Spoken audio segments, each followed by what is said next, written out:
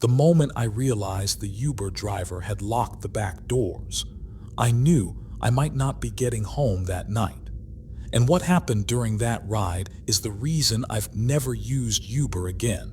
This was back in 2014 when I was living just outside Columbus, Ohio. I couldn't drive for a while after a stupid DUI mistake, so weekends usually meant calling Uber to get home from downtown. One night I left a club early, around 1:30 a.m. Because I wasn't feeling great. It was freezing outside, so walking wasn't an option. I requested a ride. A driver named Mark accepted. His profile photo showed an older guy with a gray goatee and a black knit cap, staring straight at the camera without smiling. Something about it felt off, but he was only 2 miles away, so I ignored the feeling. 5 minutes later, a worn-down silver Chevy Malibu rolled up to the curb. The driver didn't wave or roll down the window. He just sat there, so I climbed into the back seat. He didn't greet me, didn't even turn his head. After a few seconds, he asked quietly, "Where to?" I gave him my address. The car pulled away. Within seconds, though, I noticed something wrong. We were heading away from my house. At first, I thought he missed a turn. "Hey, my place is the other direction," I said. No response. At the next intersection, he turned again, deeper into quiet residential streets. That's when I noticed something else. There was no GPS running on his phone, no directions. He hadn't even entered my address. To help, I pulled up directions on my own phone so the GPS voice could guide him. "Turn left at the next street." He drove straight past it. I made a confused gesture from the back seat. Without looking at me, he said, "I gotta make a quick stop first. Don't worry, I'll give you a discount."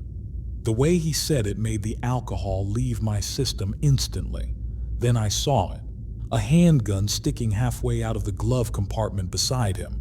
My heart started pounding. At the next red light, I quietly tried the door handle. It wouldn't open. Child lock. Panic hit immediately. We were far from downtown now, and I didn't recognize the streets anymore. Calling the police felt impossible. If he saw me dialing 911 with that gun sitting there, I had no idea what he'd do. Then I noticed the child lock button on the driver's door panel. If I could reach it, I could unlock the door, but I'd have to slide across the back seat behind him. I watched the rearview mirror carefully. Slowly, I moved. He didn't react. Now I just needed the car to stop. We passed one intersection, then another. Each one made my chest feel tighter.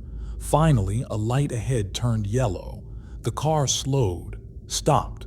For a second I hesitated, staring at the button. If he noticed me reaching forward, he could grab the gun before I even touched the handle. The silence inside the car felt unbearable. Then he shifted slightly in his seat. That was enough. I lunged forward and slammed my hand on the button. The driver jerked around. "What the hell are you doing?" His hand moved toward the gun. At the same time, I grabbed the handle. For a split second, the door didn't move. Then it clicked. I threw it open and ran. I sprinted across the intersection and started pounding on the window of an Escalade stopped at the light. "Call the police." The driver panicked and sped away. For one terrifying moment, I thought I was alone. Then I heard tires screech behind me. I turned.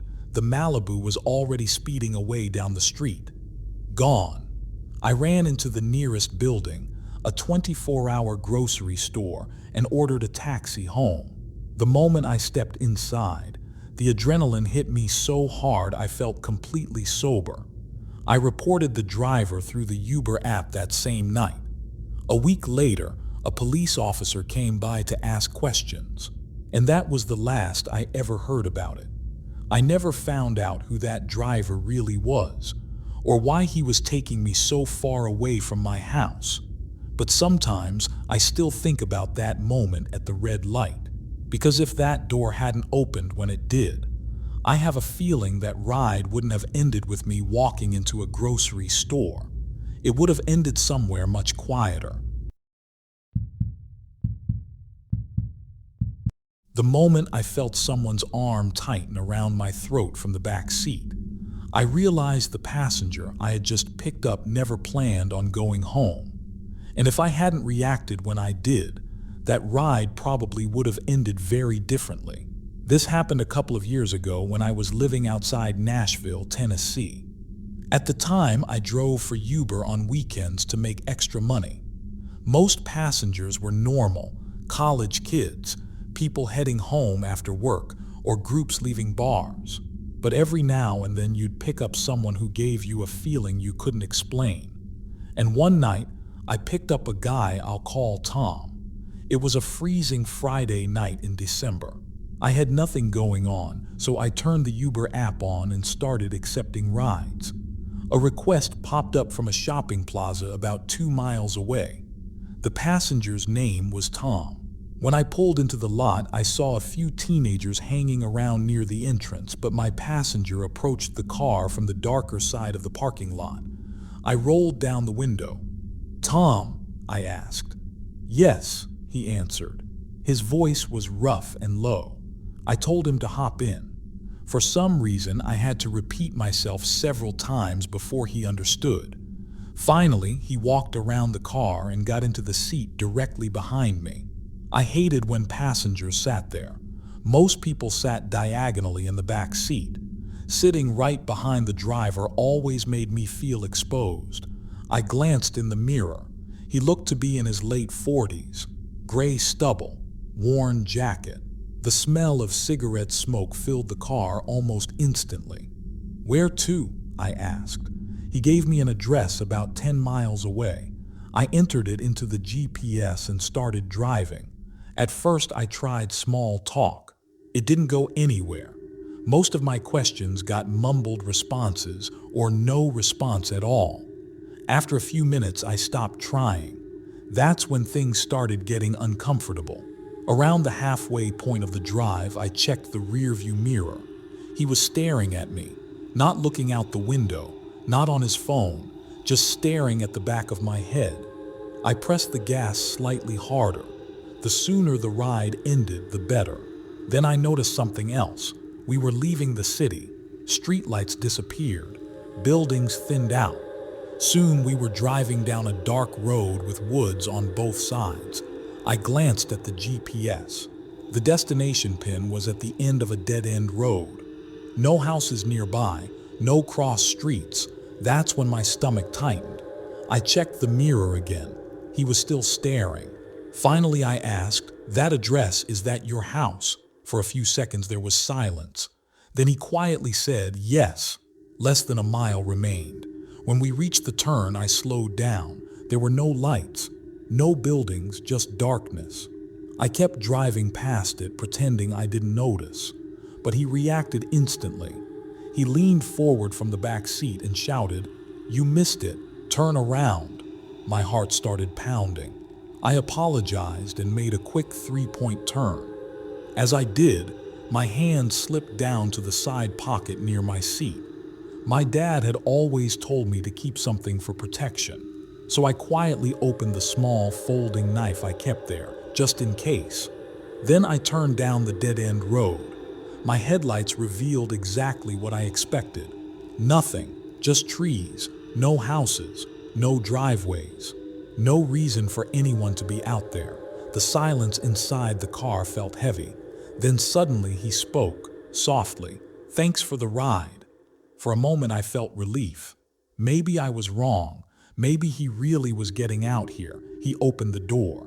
But before stepping out, he said, "Hey, could you get out and help me carry my bag? My back's bad." But I knew something immediately. He didn't have a bag. Still, I forced my voice to stay calm. "Yeah, sure. Go ahead and get out. I'll help in a second." Then everything happened at once. His arm suddenly wrapped around my neck from behind. At first, I didn't even understand what was happening. Then the pressure tightened. My airway closed. My vision started blurring around the edges. I clawed at his arm, trying to pull it away. For a second, I couldn't breathe at all. That's when instinct took over. I drove the knife backward into his arm as hard as I could. He screamed and released his grip instantly. The door flew open and he stumbled out of the car onto the road. I slammed the car into reverse, spun around, and floored it down the road. I didn't slow down until I reached a busy highway again. My hands were shaking the entire drive home. I never called the police. I was too shaken to even explain what happened. All I wanted was to get home and forget the whole thing. But one thing did change after that night. I never drove for Uber again. Because when I think back on that ride, I realize something that still bothers me. That man didn't ask me to stop when we reached the road. He waited until we reached the very end, which means he knew exactly where he was taking me and exactly what he planned to do there. If you enjoy true stories like this, subscribe to Recorded After Dark because some encounters only happen after dark.